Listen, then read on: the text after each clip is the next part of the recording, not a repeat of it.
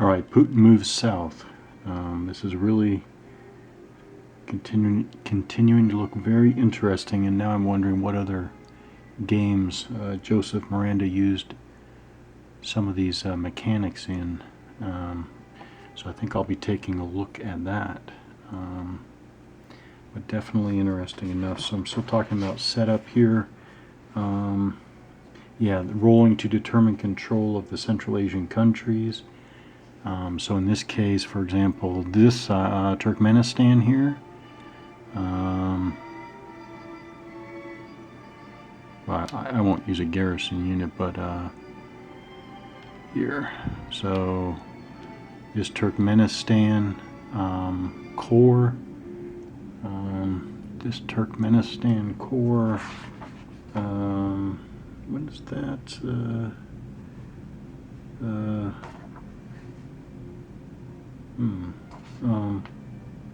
Or does it matter what that is type? Where's the type key for the units?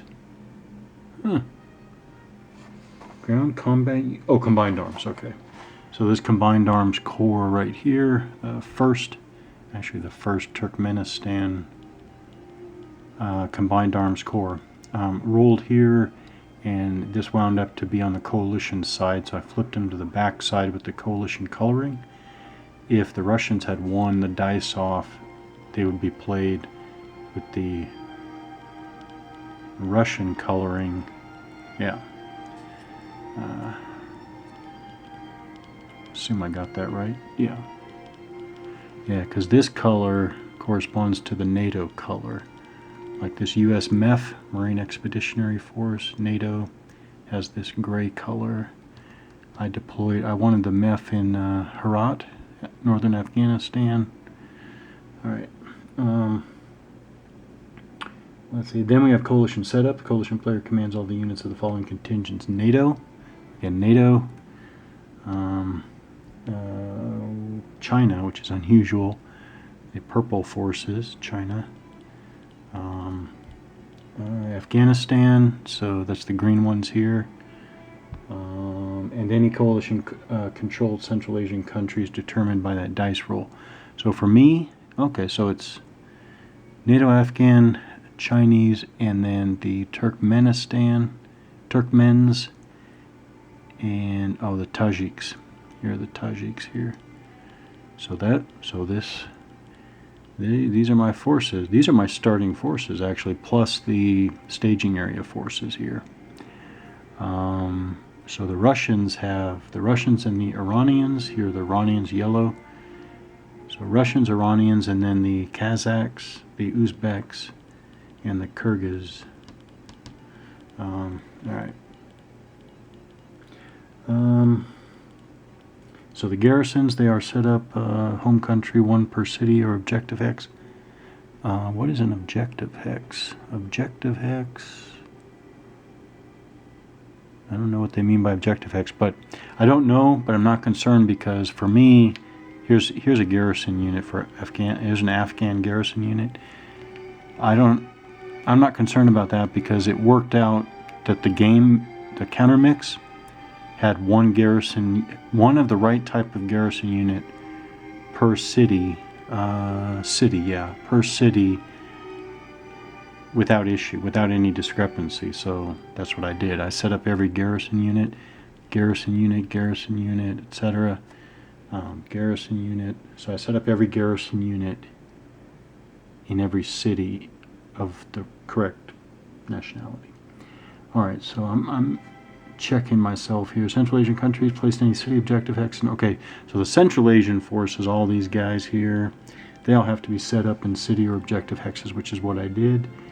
Afghans are placed in any city objective hex. That's what I did. So, for example, since it's close up and to the camera, here's Afghanistan here, and I set up my. Well, let's ignore the NATO. So I set up an Afghan. Garrison in Herat, garrison in Mazar-e Sharif here, and then a garrison in Kabul, Bagram here. Then I set up, well, actually, NATO's coming, actually. So this is an example. I'll have Afghan units set up in cities, objectives, cities. NATO, place ISAF, the ISAF unit in any city in Afghanistan. So I chose to put the ISAF Corps, Combined Arms Corps here in Kabul Bagram. Chinese are placed in any hex in China. So actually they don't have to start in a city. So you know what? I'm going to make a change. I'm going to take the Chinese Mountain Corps here, right there, the 47th Mountain Corps. And I'm actually going to move them here.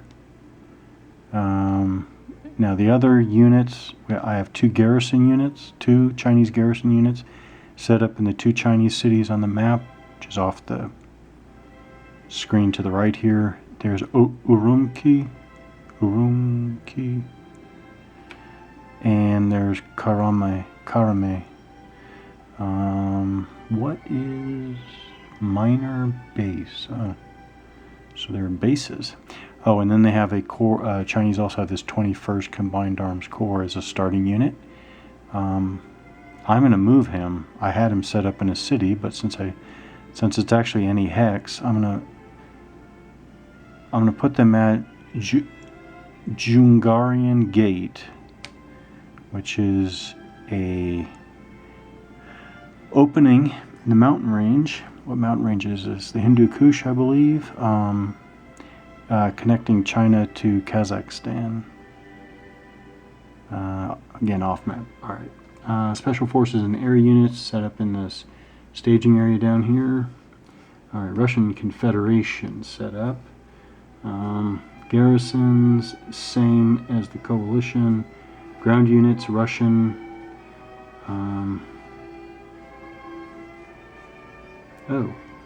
Okay, Russian. Are placed in any hex in Russia. All right. So again, I started them by setting them up in cities, but then there's OG. That's probably operational group or operations group. Operational group.